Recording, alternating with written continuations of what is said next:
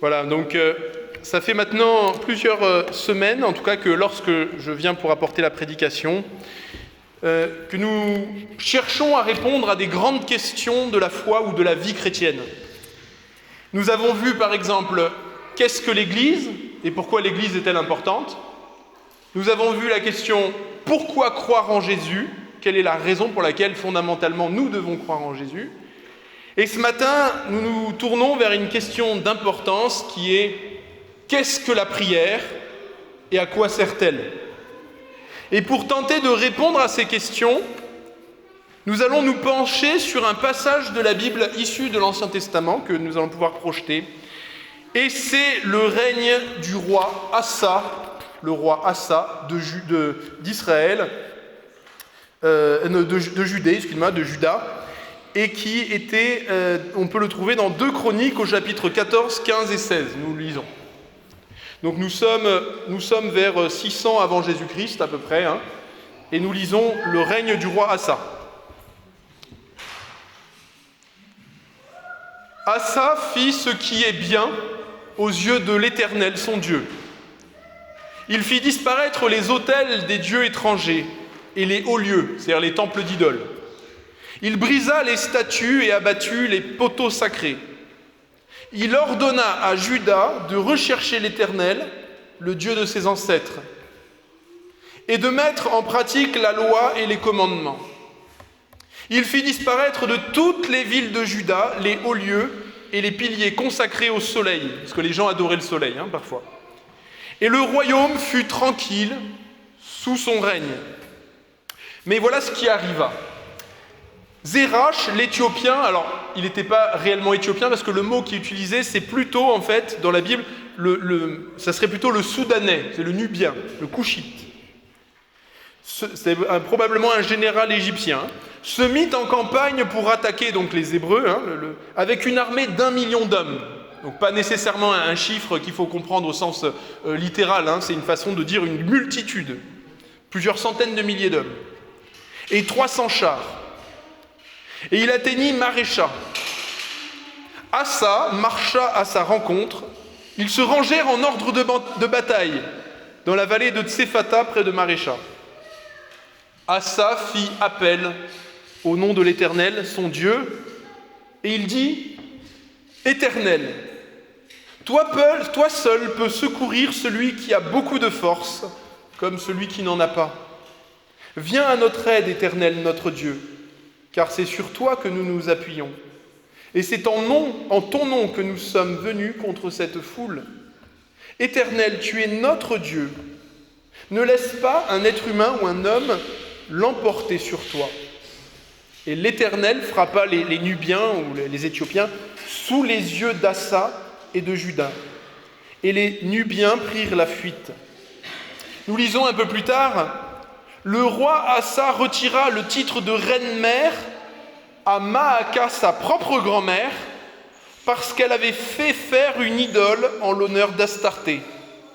Asa abattit son idole, la réduisit en poussière et la brûla au bord du torrent du Cédron. Cependant, les hauts lieux ne disparurent pas tous d'Israël, même si Asa s'attacha sans réserve à Dieu pendant toute sa vie. Il déposa dans la maison de Dieu les offrandes consacrées par son père et par lui-même. Il y avait de l'argent, de l'or et divers objets. Il n'y eut aucune guerre jusqu'à la 35e année du règne de Asa. Et voilà comment se finit sa vie. La 39e année de son règne, il eut une très grave maladie des pieds. Toutefois, même pendant sa maladie, il ne consulta pas l'Éternel, mais les médecins. Asa se coucha avec ses ancêtres. Il mourut la 41e année de son règne. Voilà, jusque-là la lecture de la parole de Dieu. Alors, on va commencer tout de suite par un petit sondage. Qui lit régulièrement le livre de 2 Chroniques ? Qui connaissait cette histoire ? Bien, très bien. Bon, on va être honnête, 2 Chroniques, c'est pas forcément notre livre de chevet. Ce matin, nous nous penchons sur la vie de prière. C'est ça qui est intéressant. Nous découvrons la vie de prière d'un homme, d'un roi. Un roi qui a été roi à Jérusalem et qui, il faut vraiment le dire, était un croyant. Était un homme qui aimait le Seigneur. Un homme qui a été fidèle. Un homme qui a été un bon roi. Un homme qui a su invoquer le Seigneur dans la tentation, dans l'épreuve, et qui, lorsque les ennemis se sont manifestés pour écraser le royaume, a invoqué Dieu et Dieu lui a répondu en lui donnant la victoire. Et tout au long du récit que nous lisons, Asa est vraiment montré comme un exemple de foi. Tout sauf à la toute fin, où nous lisons cette phrase « Cependant, ou toutefois, pendant sa maladie, il ne consulta pas l'Éternel, mais les médecins. » La formulation ici implique un reproche. L'Esprit Saint qui a inspiré ces lignes et l'auteur de ces chroniques ne reproche pas, bien sûr, à Asa d'être allé consulter des médecins, ce n'est pas un mal en soi, au contraire, mais le fait qu'il est allé consulter des médecins sans avoir cherché aussi auprès de Dieu la guérison. Et là, on doit se poser notre question. Pourquoi un homme qui est un croyant, un homme qui a passé sa vie à chercher à obéir à Dieu et à le servir, n'a pas cherché la guérison auprès de Dieu? Pourquoi il n'est pas allé consulter le Seigneur et chercher son secours auprès de lui? Une des réponses qui pourrait nous passer par la tête, et dans quel cas on va dire Asa aurait été légitime, c'est s'il n'avait pas voulu la guérison. Ça peut arriver. On peut dire à un moment, face à l'épreuve, à la tentation, Seigneur, écoute, je ne vais pas me battre, reprends-moi. Mais là, ici, c'est clairement pas le cas d'Asa. Pourquoi ? Parce qu'on a bien vu qu'au contraire, il a cherché, et le mot est fort dans l'hébreu, il a cherché de toutes ses forces le secours auprès des médecins, mais pas de Dieu. Alors pourquoi un croyant peut prendre toute son énergie à chercher le secours auprès des hommes sans la chercher auprès de Dieu? Et là, je dirais que la Bible ne nous dit pas explicitement la raison, mais si nous la cherchons, je crois que nous la trouvons. Ou du moins, nous trouvons deux hypothèses.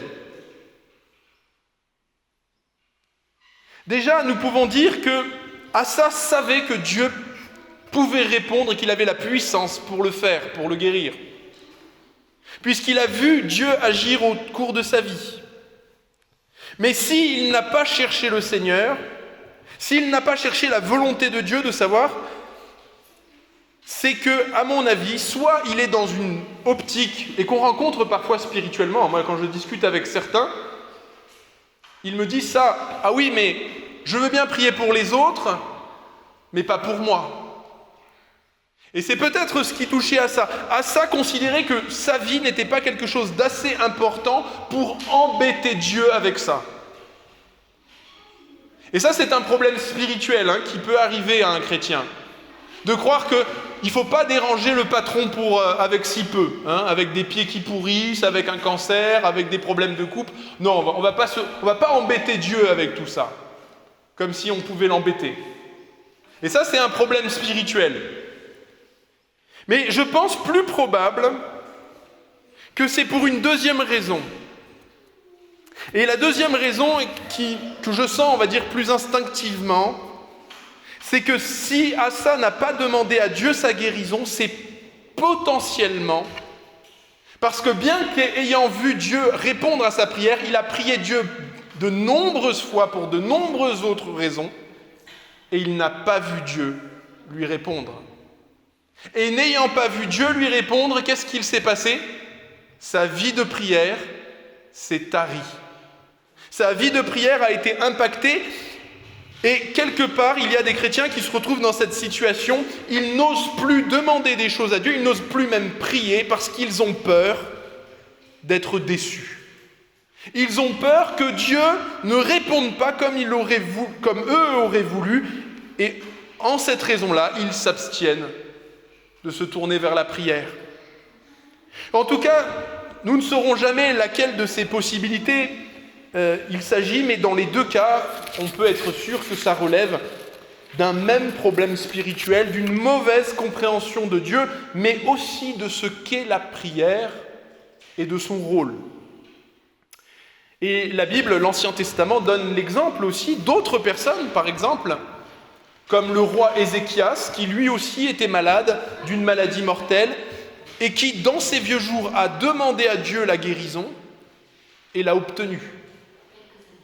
Mais nous ne devons pas pour autant dire « Ah, si Asa avait prié et demandé à Dieu, c'est sûr il aurait été guéri. » Ça, le texte ne le dit pas non plus. Et l'apôtre Paul nous dit que par 3 fois, il a demandé au Seigneur la guérison et il ne l'a pas obtenue. Nous ne savons pas et nous n'avons pas l'autorité pour dire, dans le cas d'Asa, quelle réponse Dieu aurait donnée. Mais ce que le texte dit, le reproche que Dieu formule dans ce texte à Asa, c'est que notre travail à nous, c'est de demander à Dieu. C'est de nous tourner vers la prière quand nous sommes confrontés à des soucis.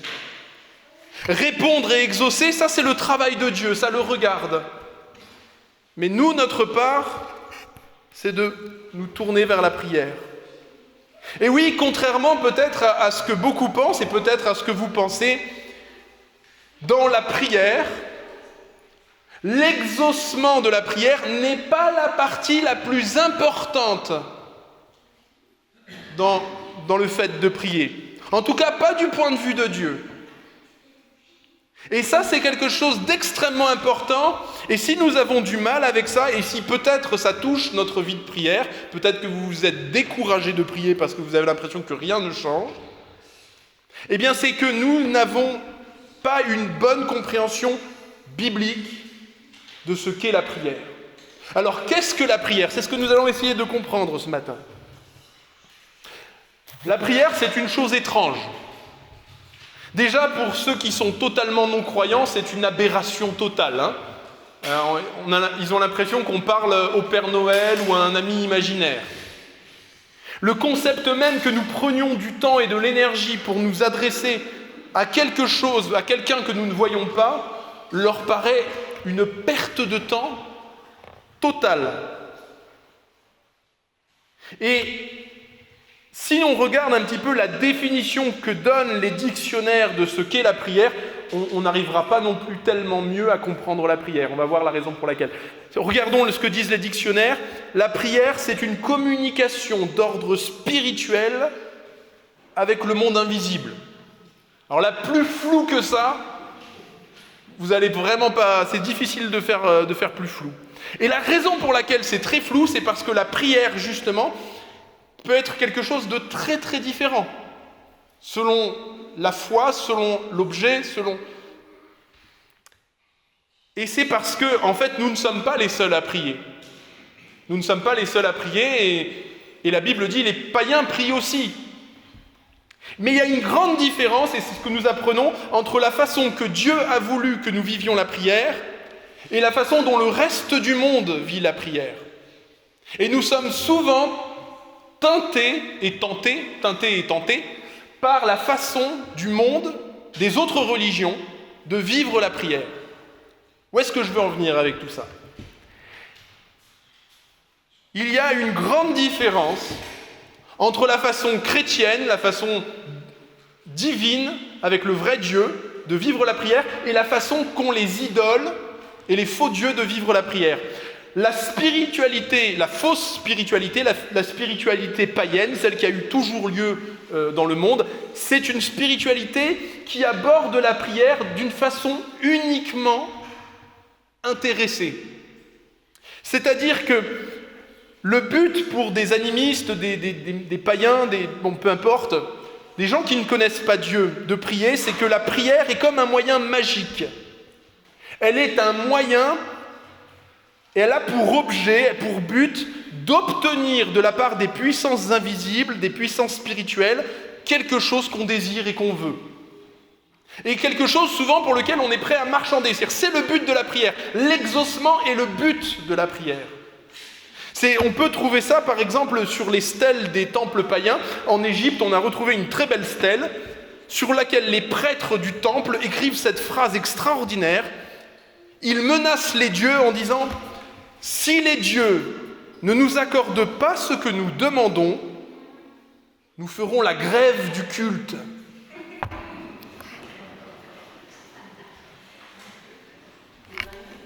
Si les dieux ne nous accordent pas ce que nous demandons, nous ferons la grève du culte.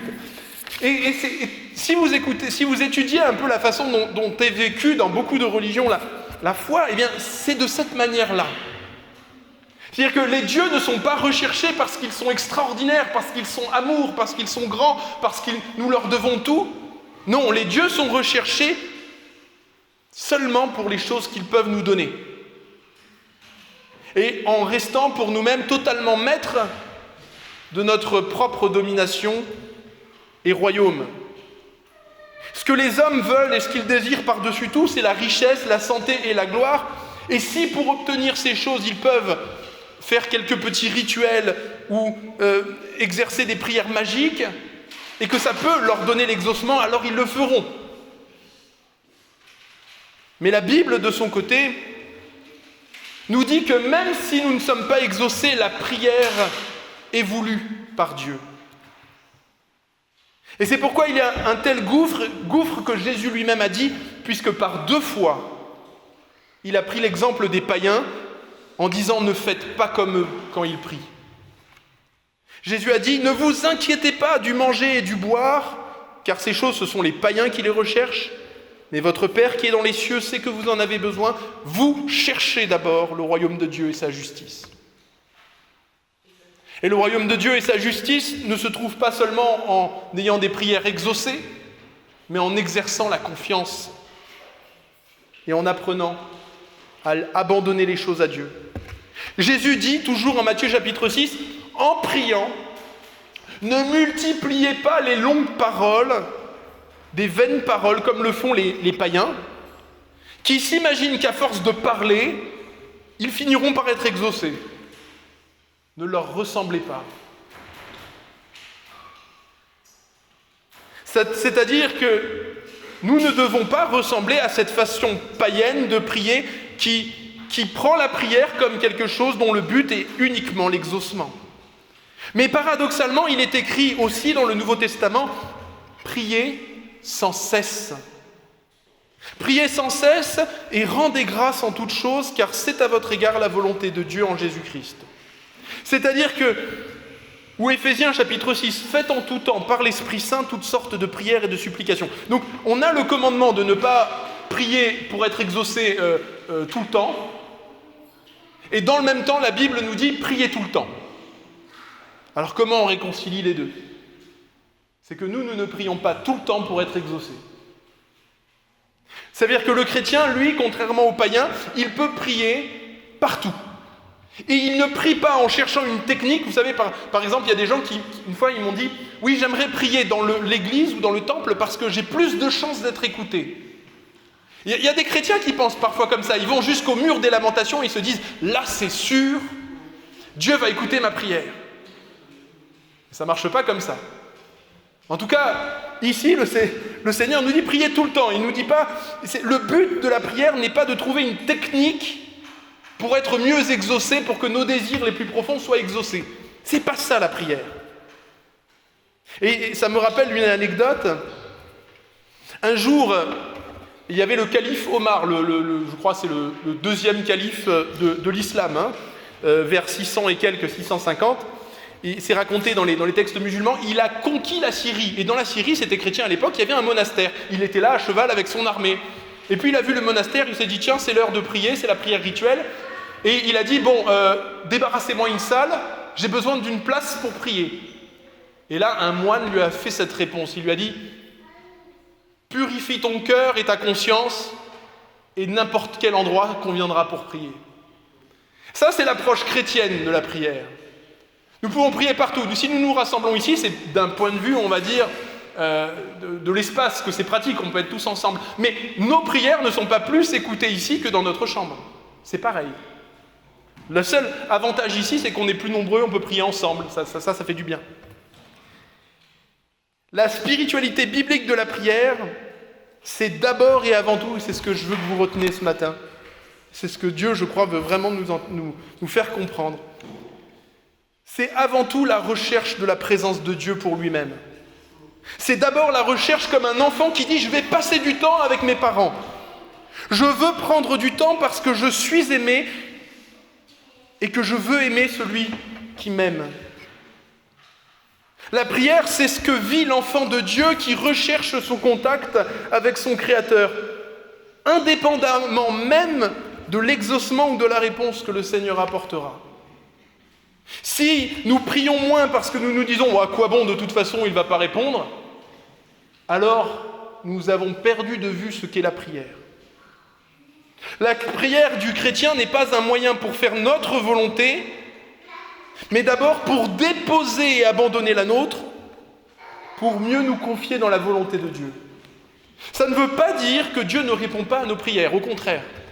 Et vous savez que le Seigneur fait des miracles encore aujourd'hui au milieu de nous. Mais le but principal de la prière, c'est admettre que nous sommes dépendants de Dieu, entrer en dialogue avec lui et surtout apprendre à faire grandir notre foi.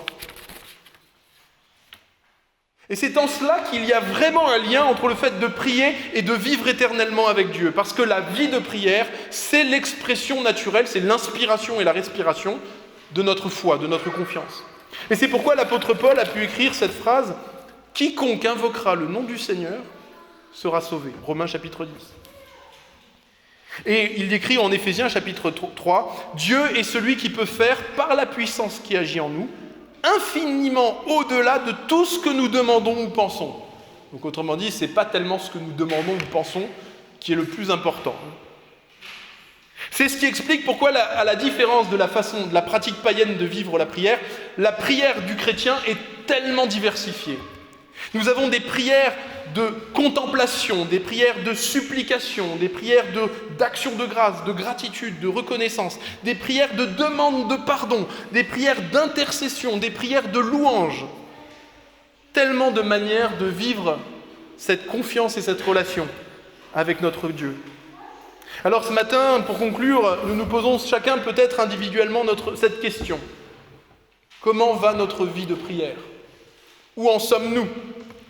Peut-être comme Asa et peut-être bien d'autres, vous êtes-vous ces derniers temps découragés à prier ? Ça ne serait pas étonnant, nous sommes tous faits pareil de chair et d'os et nous nous laissons parfois influencer dans nos mentalités par le monde dans lequel nous vivons. Ce matin, le Seigneur nous rappelle l'importance de la prière et son rôle. Ce matin, le Seigneur veut nous rappeler à chacun qu'il veut nous entendre, qu'il veut nous voir le chercher, et que nous avons besoin, conformément à ce que dit la Bible, de prier en tout temps et en tout lieu.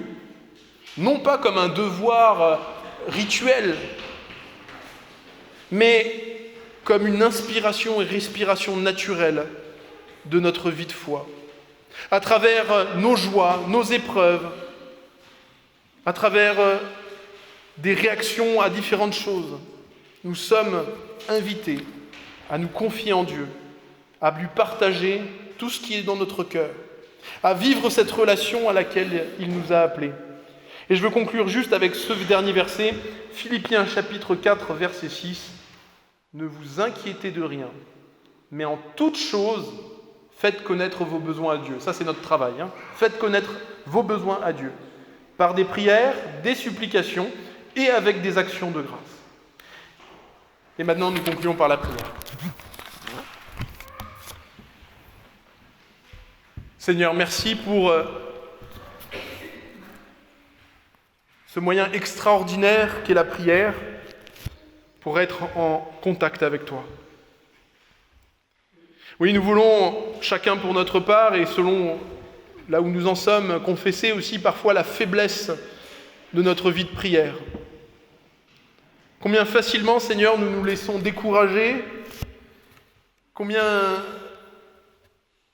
nous te confondons parfois avec un distributeur automatique sur lequel on pourrait taper si jamais il ne répond pas assez vite ou ne nous donne pas ce que nous voulons. Pardon, Seigneur. Merci parce que tu as voulu que la prière nous rapproche de toi et nous aide à avoir une confiance, à faire grandir notre foi, à invoquer ton nom en tout temps, en toutes circonstances, afin que que nous ayons cette conscience que tu es toujours auprès de nous. Merci pour l'exemple ce matin du roi Asa. Donne-nous de lui ressembler dans tout ce qu'il a cherché à faire en t'obéissant, mais donne-nous, Seigneur, de t'invoquer toujours, y compris dans les vieux jours, y compris dans nos épreuves. C'est ce que nous voulons te demander par Jésus, notre Seigneur, qui lui en toute chose a été parfait. Nous te bénissons. Amen.